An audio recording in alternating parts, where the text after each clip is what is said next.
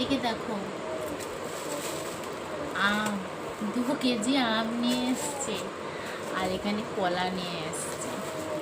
Doctor বলেছে আমাকে সারাদিনে 2টো করে কলা খেতে, সকালে একটা আর সন্ধ্যাবেলা একটা করে কলা খেতে বলেছে। তার জন্য দেখো কতগুলো কলা নিয়ে এসছে। দেখো কলাগুলো কিন্তু বেশ মোটা মোটা আছে। আর এদিকে দেখো কতগুলো আম। প্রথমে আমার তো ঠাকুরের জন্য আগে রেখে দিতে হয় 2টো। আমি আগে ঠাকুরের জন্য রেখে দিই, তারপরে তো আমার যা হবে হবে। আর এই আমগুলো এখন ঝুড়িতে সাজিয়ে রেখে দেবো।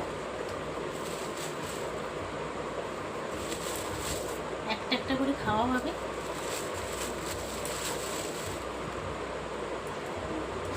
বুঝতে পারছো? আর এই যে সবেদাগুলো আগামীকাল নিয়ে এসেছিলাম, এগুলোকে উপরে রাখতে হবে, আমার না পুরো ছেঁচে যাবে।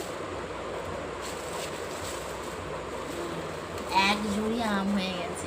কারা কারা খাবে চলে এসো।